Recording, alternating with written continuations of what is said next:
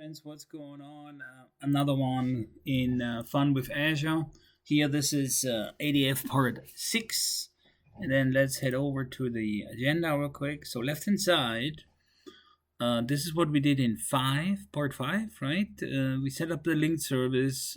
With that, we were able then to connect to the source, which is that SQL Server table. Remember, with the telemetry data. And then we pulled this via the copy job and basically moved the data from the SQL Server into a storage account, right? Gen 2 storage account. That's all. Really simple job, nothing too special here. And then on the right hand side, this is what I plan on doing today.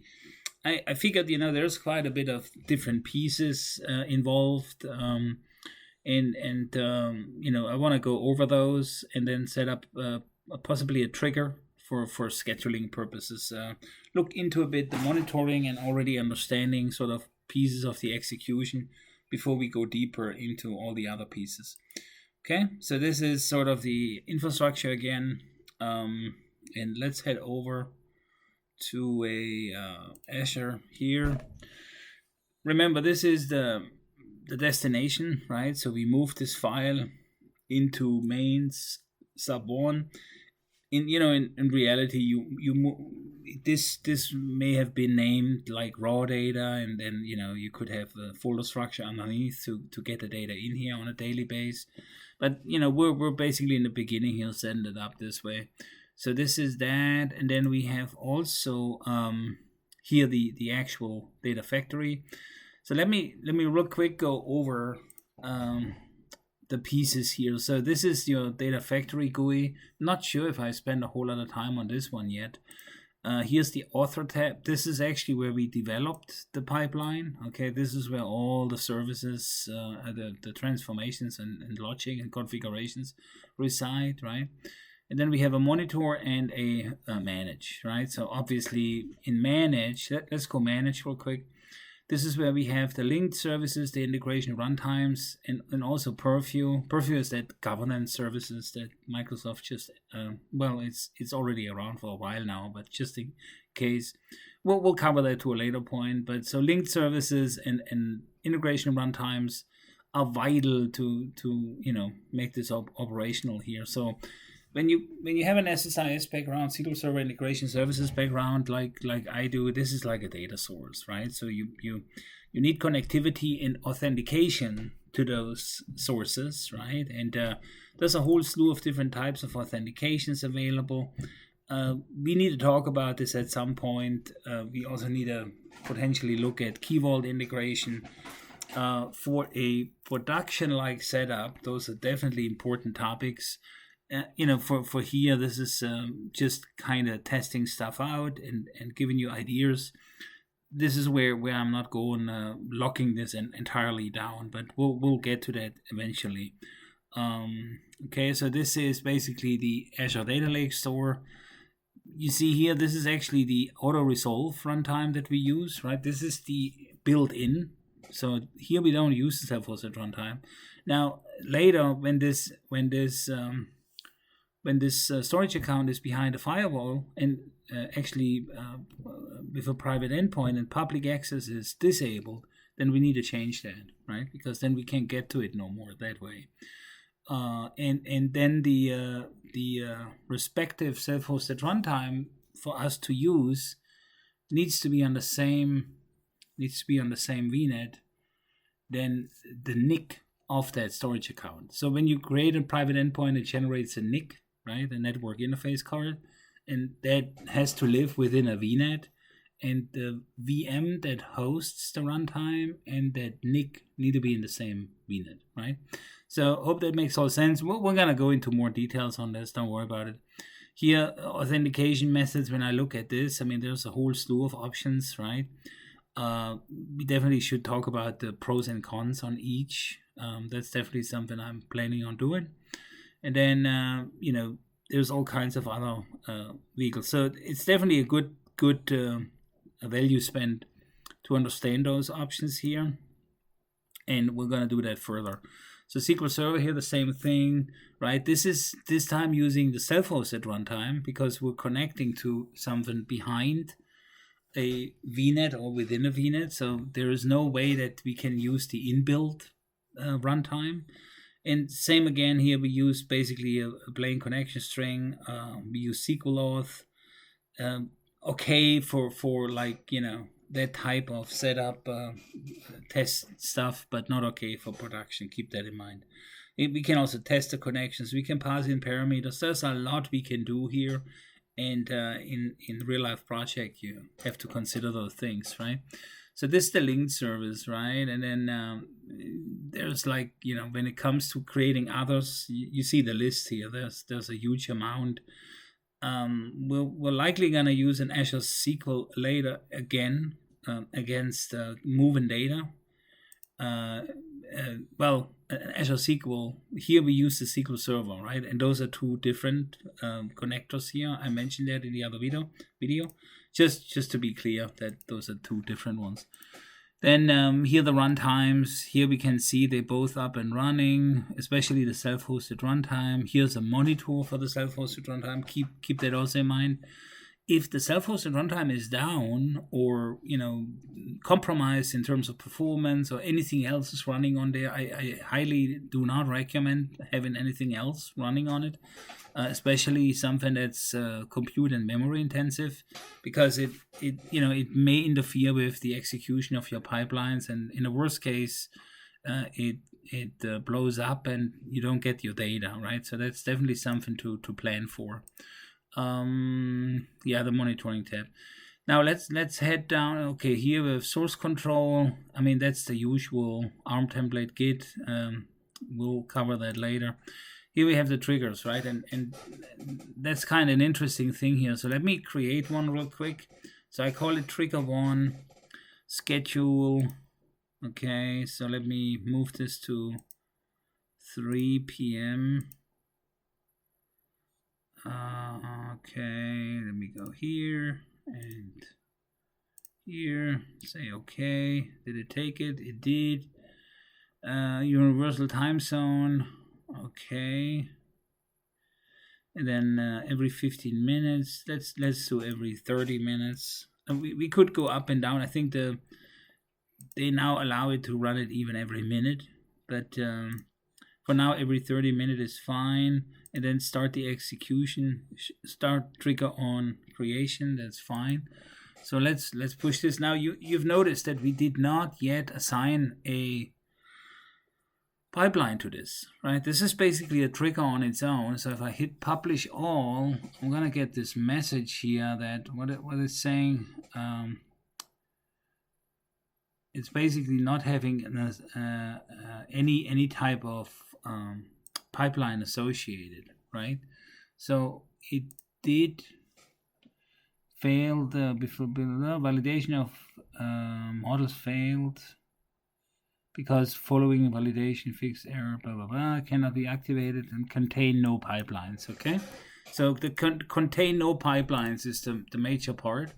So now when I go back to the pipeline here in author, right?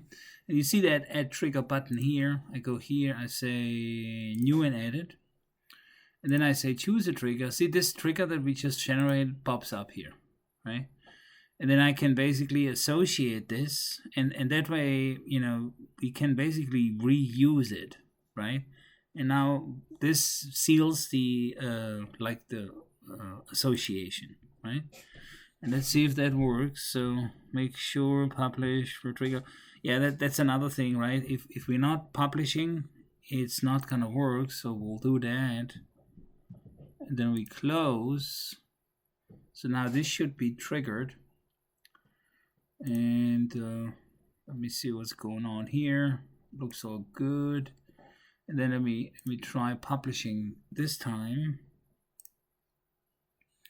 And if we're lucky, it takes my changes and we're successfully publishing. Yeah, and I of course did test this before, so we're good. We're lucky, and it did take the changes.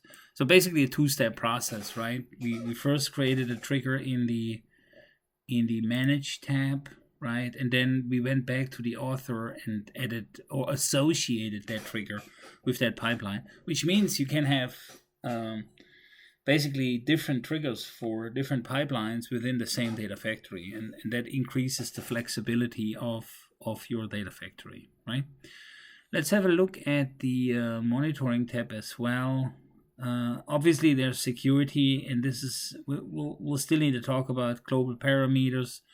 I could see here that possibly, the change, the global parameter is like the destination area within the folder, right? This could be a parameter, and you pass that in, and depending on where this should be staged to, this could be modified here as a global parameter, and then the actual copy task would just point to that global parameter, right? So many choices that you can do here. One other thing that I want to really quick go over, and I know we're kind of jumping back and forth, but the actual copy task here, remember we got this in from the move and transform section, right? Just this one.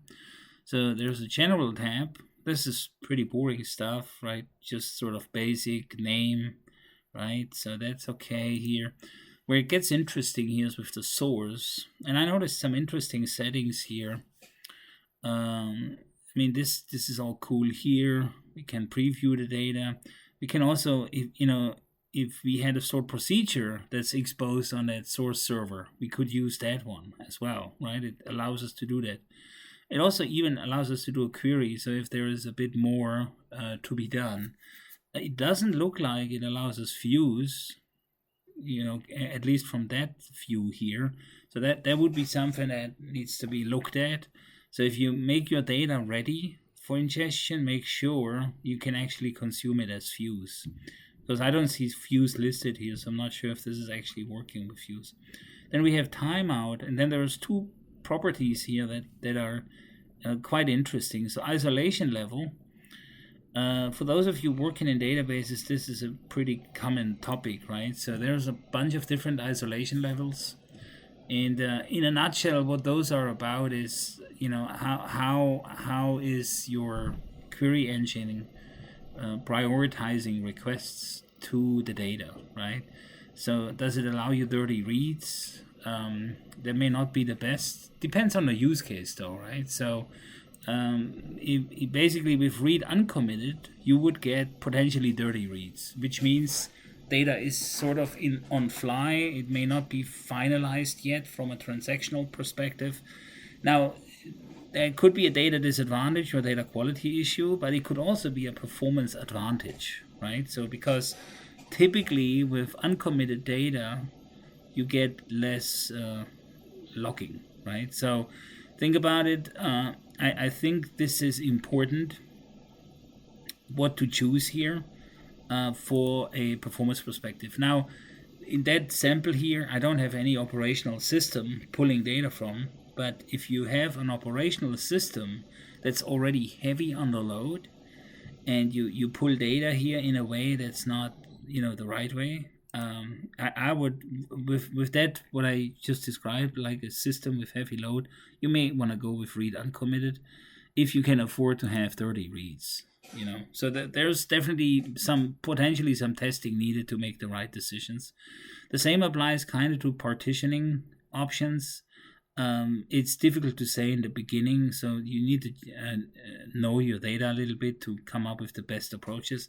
But I would say, start with the default settings. Normally the defaults are okay, and if they don't grant you the performance that you're looking for, then dig deeper and analyze and optimize. And it's for sure often possible to reduce execution time significantly and pull times, right? And you may also start needing to monitor your source system a bit on how much load this actually puts on your source system. Typically isn't a whole lot, but it's recommended. Then here the sync, there's a couple of other options, but I think we need to go through those next time. One thing that I also want to point out, and it's often overlooked, most of these, like copy behavior, right? So there's none. There's a whole slew of choices. So it apparently allows us to configure how we want to, basically copy this data, right? Do we want to flatten the hierarchy? Do we want to merge it? Currently, the default is none. So if you wanted to have a bit more clarity or details on this, there's this information, and then mostly not in that case, but in a lot of other cases, when you go into those, there's actually extra links like the block size, right? And that's another factor that impacts speed. When I click on this, I can see further information and dig deeper into the details. So that could definitely be helpful to optimize this. So this is that. So we have it scheduled, and before we finish up today, let me go to the monitoring one more time, because I want to show you also some of these monitoring capabilities here. So obviously, this is we need a bit more context here, but the last 7 days there probably shouldn't be a whole lot. Let me check. Yeah, I didn't use it the last 7 days a whole lot. Then we have last 24 hours, and definitely, well, I did, but the question is, did it already report? See, this dashboard takes a bit of time to refresh, so it didn't yet. So let me go here, and this showed that already, right? So apparently this is succeeded runs. So out of the 7 times, it succeeded 7 times. And then it goes into the activities, so it gives you some stats. Now it never failed so far, right? So it looks all kind of dandy. Maybe at some point we move the file and simulate kind of problem, then we can see how this looks like here. But eventually, this is basically your dashboard that you look at on, hey, how did my jobs do? Did they fail? I remember doing that in SSIS for years. They had very nice sort of dashboards, and was all kind of visible on how this worked. Here you have even a bit more. So there's pipeline runs and trigger runs, right? That's interesting, because with pipeline runs, this is basically executed by you, right? And it shows basically a timeline, and the green bit means it was successful, right? And here's the pipeline. So remember, this is the name of the pipeline. So that's why naming is important. So if that had a clearer or better name, then we would go somewhere. But my naming isn't good, so we don't get clarity here. But I think the point is cool. There's also a list, right? So this shows the list. And then you see here the duration. That's also kind of interesting to see. It's interesting how it fluctuates between 17 seconds and so forth. So if I drill into this, then I can even see more specifics on that specific run, right? And if there were an error, then I could see them as well, right? So there's a log. There's quite a bit of information here available, so I think we should further dive into this. Yeah, from a roles perspective, I think this is going to be more around administration and monitoring, that type of stuff. But a developer should know to some extent about the basics, so that he knows how to interfere there. All right, I think we covered a lot in that video, so I hope that was helpful. Like I said, any comments, put it into the chat, and looking forward to touch base with you all. Cheers, guys. Have a good one.